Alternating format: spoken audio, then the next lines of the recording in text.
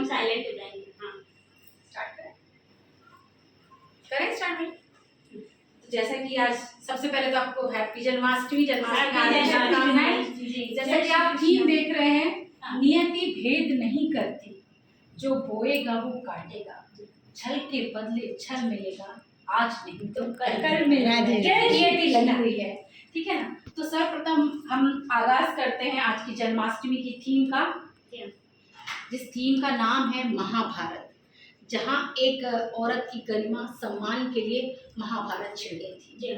तो जब महाभारत छिड़ी, श्री कृष्ण भगवान जानते थे कि जो कौरवों के पास है, यदि वो उनके पास रहा तो हम कभी नहीं जीत सकते, और पांडवों को जिताना जरूरी था क्योंकि धर्म की स्थापना करनी थी।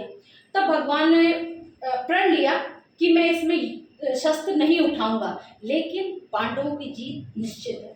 तब भगवान ने सबसे पहले उन चीज़ों को पॉइंट किया क्या किन किन चीज़ों से हमारी हार संभव है। जैसे ही महाभारत शुरू होता है, वो 18 दिन शुरू होते हैं एक संघर्ष के, किसी का बेटा गया, किसी का भाई, किसी का पिता, किसी का सुहाग। जब वो 18 दिन शुरू होते हैं, खून की नदियां बहती हैं, तब उस समय भीम के पुत्र घटोत्कच थे। घटोत्कच के पुत्र थे बर्बरी। वो इस युद्ध में शामिल होने के लिए आते हैं। जब वो उस युद्ध में आते हैं, उन्हें भगवान शिव से 3 वरदान प्राप्त थे। उन 3 वरदानों से वो पूरा त्रिलोक जीत सकते थे। अच्छा। तब भगवान श्री कृष्ण ब्राह्मण का रूप रख के बर्बरी के पास जाते हैं, दान की याचना करते हुए कि बर्बरी, मुझे तुमसे कुछ चाहिए। बर्बरी एक दानी भी थे, तो उन्होंने उनको वरदान दिया कि बताइए क्या चाहिए। तो वो उनसे उनका सर मांग लेते हैं, क्योंकि बर्बरी ने प्रण लिया था कि महाभारत में जो हारेगा मैं उसकी तरफ से लड़ूंगा। अच्छा। इसलिए बर्बरी का शहीद होना या वीर गति को प्राप्त करना जरूरी था। इसलिए श्री कृष्ण भगवान ने बर्बरी से उनका सर मांग लिया, और बर्बरी हंसते हंसते अपना सर उन्हें दे देते हैं।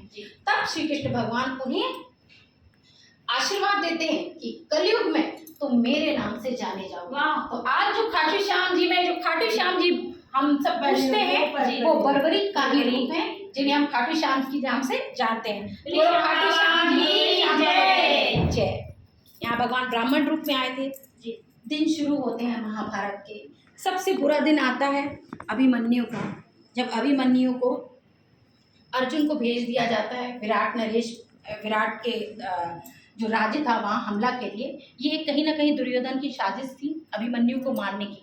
इस तरह अर्जुन उस रण क्षेत्र में नहीं रहता, और अर्जुन के साथ श्री कृष्ण भी नहीं रहते। इस कारण इस झांकी में भी श्री कृष्ण को हमने नहीं बिठाला है।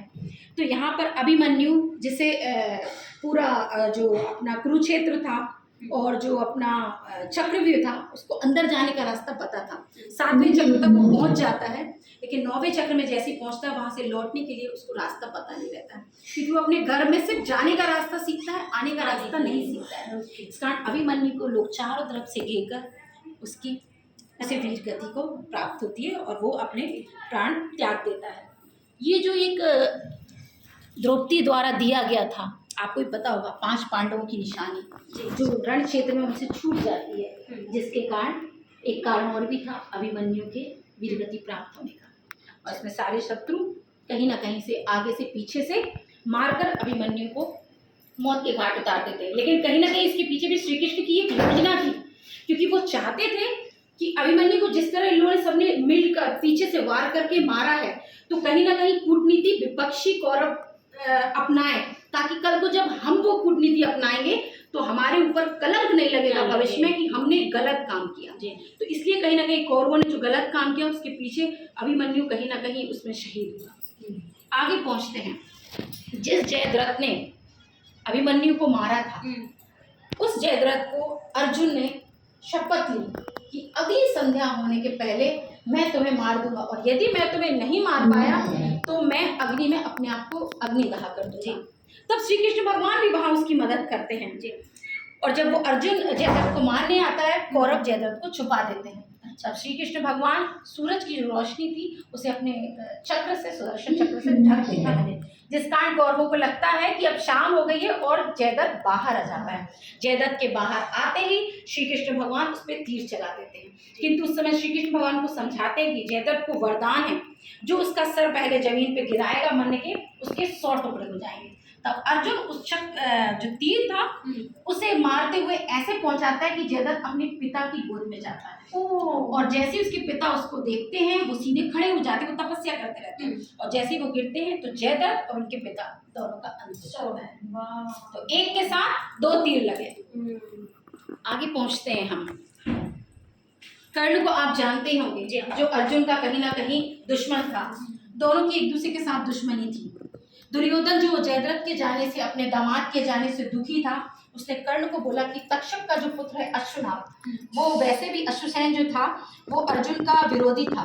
तब कर्ण को मजबूरन अपने बाण पे अश्वसेन नामक नाग को लेके अर्जुन को मारने के लिए आते हैं। और अश्वसेन नाग का जो जहर था वो किसी भी इंसान को मार सकता था। तब भगवान जब जैसे देखते हैं वो तीर पे नाग बैठ कर आ रहा है, अपने पाँव से उस रथ को दबा देते हैं। उस रथ के दबाने से जमीन में वो रथ धंस जाता है, और जो नाग था बाण रूपी वो उनके सिर से टकरा के अर्जुन के बाहर चला जाता है, और इस तरह अर्जुन की जान बच जाती है। उस समय श्री कृष्ण भगवान को आभास हो चुका था कि कर्ण के सिर्फ एक तीर रखने से जब अर्जुन की जान को खतरा है, तो जब कर्ण अपने कवच और कुंडल यूज करेगा, उपयोग में लाएगा, तो अर्जुन का बचना नामुमकिन है। तब भगवान इंद्र के साथ मिलकर एक छल करते हैं, और इंद्र जब रोज सूर्य नारायण को अर्घ देने जाते थे तब उनका नियम था, उनके रास्ते में जो भी भिक्षुक आता था उन्हें वो दान देते थे। तब इंद्र भगवान ब्राह्मण का रूप रख के कर्ण के पास जाते हैं और उससे कवच और कुंडल ले लेते हैं। वो इतना, आप भी जानते हैं कर्ण को हम दानवीर के नाम से भी जानते हैं। कर्ण दानवीर होने के कारण अपने कुंडल और कवच दे देता है। लेकिन श्री कृष्ण भगवान जब इंद्र को समझाते हैं कि जब हम किसी से कुछ लेते हैं तो हमें देना भी चाहिए, तब इंद्र भगवान उन्हें एक ऐसा वज्र देते हैं जिसका नाम लेके हम किसी को मारेंगे